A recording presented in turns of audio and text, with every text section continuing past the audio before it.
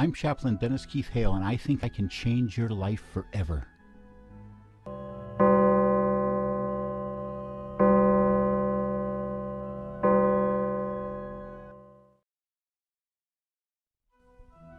The next voice you hear may change your life forever.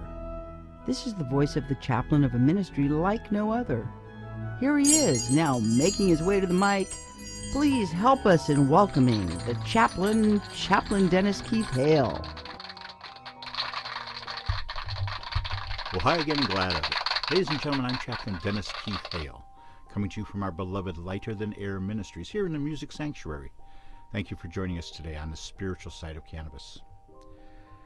People get stressed out. The world will make you stressed.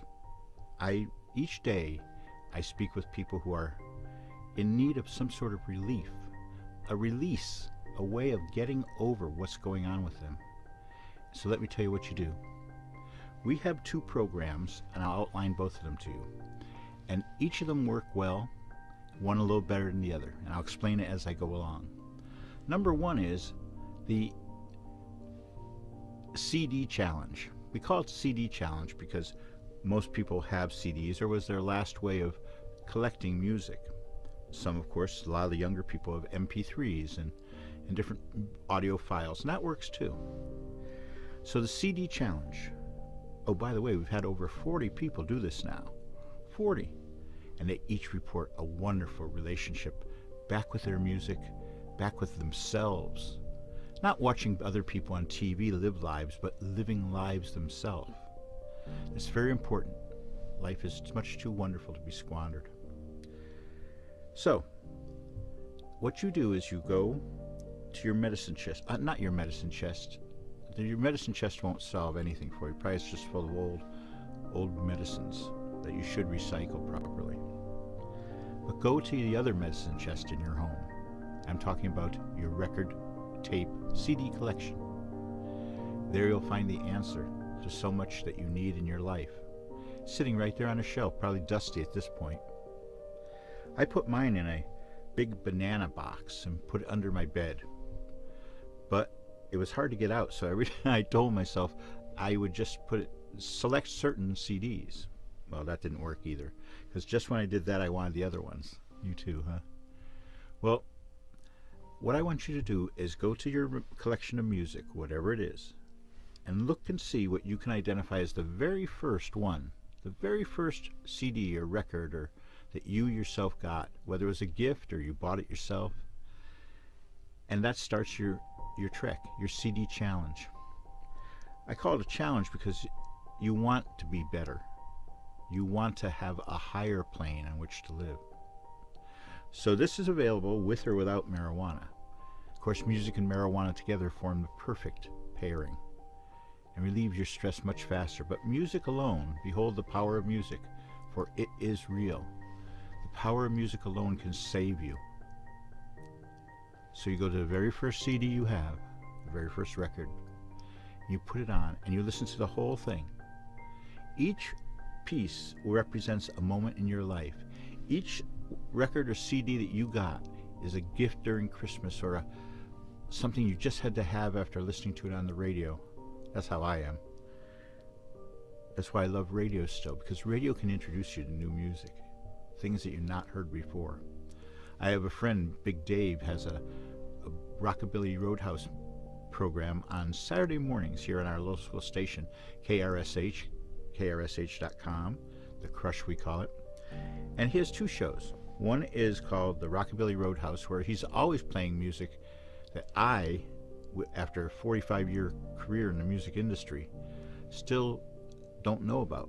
So it's always wonderful to find something like that. Thank you, Big Dave. The other thing I do is I look for jazz records, because I love jazz, but I don't have a collection of it. So that's 2 things I do. I tried to find a new way. But in the CD challenge, you're going cut by cut by cut. Each one is going to bring you a little further down the road in the soundtrack of your life. Dick Clark, the fellow who had American Bandstand, what do they call him, America's Oldest Teenager? Well, I knew him when I met him a couple times when he was very old. I don't know, 80, I think. And in his office, he had a thing that said, a little banner that said, "The soundtrack of your life." And he really believed that he was the person who was in charge of the soundtrack of your life. Casey Kasem, I met him once too. He was pretty funny. He thought the same thing. Sort of grandiose, isn't it? So what we want you to do is play every CD from the beginning to the end of your collection. It might end 5 years ago or might end yesterday. But each tune, each entry into that CD player, and I want you to listen to all of them. If you have records, listen to B side as well as A, because there's hidden messages, there's hidden gems in there that your mind may not have processed recently, but did at the time. There's cues that you need for your happiness in your music. You know, if you go to a psychoanalyst, they give you a 55-minute hour, and during that hour they supposedly get to know you and what you're talking about, whether it was the repression of your parents or your depression after high school, whatever it is.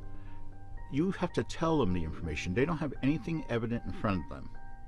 Well, how about your record collection, your CD collection?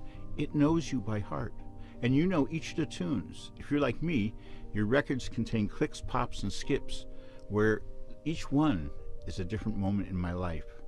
Some of the skips weren't things I want to remember, but they're there as part of my life, the soundtrack of your life. And you know, when your life is coming to an end, when you've reached the end of this lifetime, your music is there with you. You know, people often say after a near-death experience, "I saw my whole life flash before my eyes." And as it happens, your body secretes certain fluids and hormones and are catalysts for your memory in the very last moments of this life. But you can self-evaluate. You don't have to go see someone and pay them $100 for 55 minutes. Get your music collection and religiously listen to it. Turn off your TV. Part of this is turning off your TV. Now, the world is in an uproar and the danger zones are everywhere, as Percy Mayfield would say. But I want you to turn the TV off as often as you can. Give yourself a limit, 2 hours a week, 1 hour a week. News, just little elements. That'll reduce your stress immediately. Then your music will reduce your stress even more. Soon you'll remember who you were. Soon you'll remember how much fun you had back then, how your sense of humor has developed and perhaps withdrawn. This will bring that back too. So please, please, let music be the guiding force for you in many ways. Take our CD challenge. Now, if you do it with marijuana, well, that's another story entirely.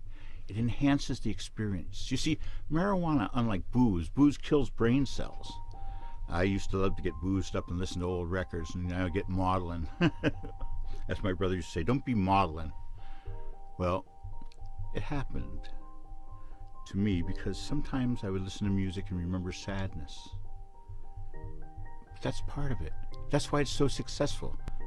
So please, please, if you're sad, if you're depressed, if you're totally overwhelmed by life, fall back and go to that medicine, not the medicine, I keep saying it, your music collection, because that is a medicine chest for you. Play each and every one till you're done. It might take you 3 months, it might take you 5 months. It might take you 3 hours if you're like some people who never collected anything, but in that case, reproduce the music that you remember being important to you. It'll work. People do this. We've had over 300 people participate now. I have 40 who have participated in the CD challenge itself without the marijuana. And they all report the same thing.